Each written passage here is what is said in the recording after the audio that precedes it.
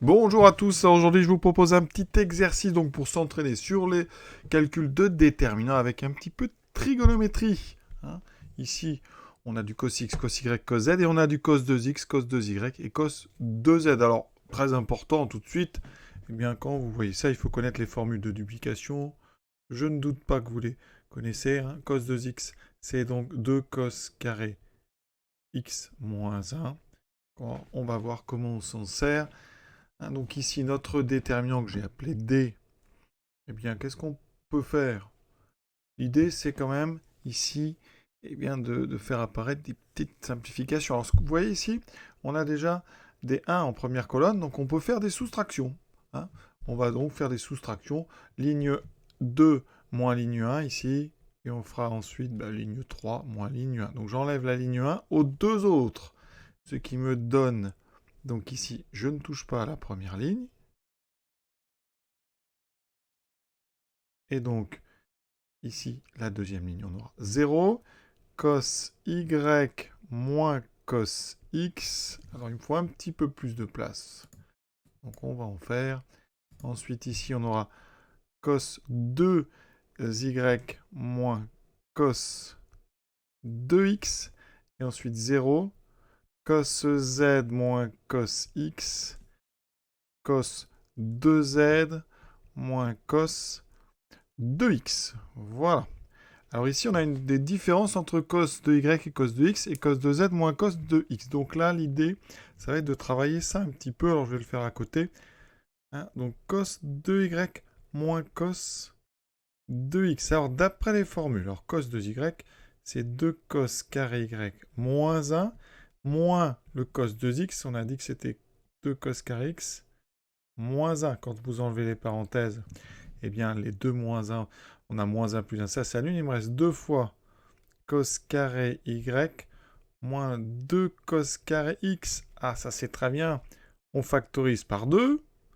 Donc cos carré y moins cos carré x. Et là, on avait cos y moins cos x. Donc ici, on voit apparaître une identité remarquable. Ça sera donc 2 fois cos y moins cos x. Hein, c'est a carré moins b carré. Et ici, on aura cos y plus cos x. Et donc on n'a plus qu'à mettre ça et on a réussi à trouver un facteur commun cos y moins cos x. Donc ça donne. Ça me donne donc ici. Alors, on peut se débarrasser tout de suite des 3 lignes, 3 colonnes parce qu'on va développer par rapport au premier coefficient ici. Donc comme il est en position 1, 1, eh bien il sera affublé d'un plus. Donc il me restera uniquement, eh bien, le mineur correspondant, vous voyez, c'est celui-ci. C'est-à-dire qu'ici, quand on le développe, on va enlever ceci et ceci. Donc il me restera une fois le déterminant, donc cos y moins cos x. Ici, j'aurai cos z moins cos x. Et là, on a ce qu'on a. Donc cos de cos y moins cos x. Multiplié par cos y plus cos x. Et ensuite, la même chose avec cos z moins cos x. Ça, c'est notre facteur commun. Cos z plus cos x. Donc on va factoriser la première ligne par cos y moins cos x, la deuxième par cos z moins cos x, ce qui nous donne donc cos y moins cos x fois cos z moins cos x, et ici, donc on a factorisé, ça fait 1, 2 fois cos x plus cos y, et ici, une fois 2 cos, alors pardon, j'ai mis, je vais le remettre quand même dans l'ordre pour pas que vous confondiez, ça change rien, mais pour que tout le monde puisse suivre, cos y, cos x, et donc ici, cos z plus cos x. Voilà, on a quasiment terminé. On va maintenant calculer ici ce déterminant. Donc ça fera 2 fois, je vais mettre le 2 en facteur parce qu'il y a un 2 ici et un 2 là. D'ailleurs, j'aurais pu factoriser ici la deuxième colonne par 2. Hein, et donc il me restera, eh bien, cos z plus cos x, donc cos z plus cos x moins cos y moins cos x. Donc ça fera moins cos y moins cos x. On s'aperçoit que les cos x se simplifient et il reste quelque chose de très joli.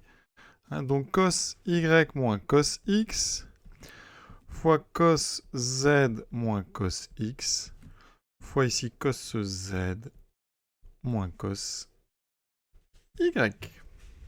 On va donc s'arrêter là pour ce petit exercice un petit peu détente. Donc, ici, très belle expression, je trouve, toujours beau quand c'est comme ça, asymétrique, voilà, par rapport aux trois variables. On s'arrête là, je vous souhaite une bonne fin de journée, à très bientôt.